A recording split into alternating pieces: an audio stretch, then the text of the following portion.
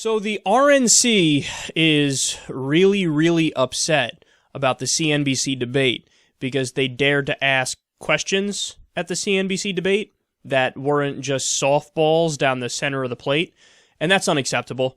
Republicans do not tolerate any seriousness or substance being thrown around. So not only is the RNC pissed off on behalf of the Republican candidates are also pissed off. So Marco Rubio went on Fox and Friends, and he moaned and he whined, and he said, "Oh, you were gunning for us the entire time." You had virtually every other candidate at one time or another complained about the moderators. It was, in their eyes, it was so bad that you had representatives of all the different campaigns meet, I think it was in D.C., to discuss what they're going to do here moving forward. Because, it was so bad and they were out to get us so much that we don't know if we can even have another debate. We might need to rework the way these things are done. I'm not kidding. That's how far over the top they're going. And I watched the debate. You guys watched the debate. I thought that it was actually good in the sense that the moderators did ask follow-up questions, which is rare. Usually they don't. They let the politicians get away with whatever bullshit they want to get away with, and then they move along. There were a few examples where they asked follow-up questions, and they asked tough questions. So they did a good job, and that's unacceptable to the RNC and unacceptable to the candidates.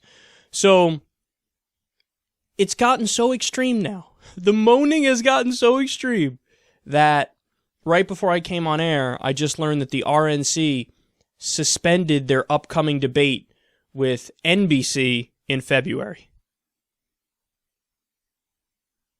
That's unreal, guys. Think about this. It's not even going to be the same moderators. They're suspending a debate with an entire new cast of people because they say, NBC is so bad and so against us. Remember, the debate was hosted by CNBC. CNBC is the furthest thing from liberal. CNBC, this is the network that had on all the CEOs of all the different Wall Street firms when Wall Street was in the middle of collapsing and we had the subprime mortgage crisis and the Great Recession, and they brought those guys on to say, no, it's cool, everything's fine, buy our stocks.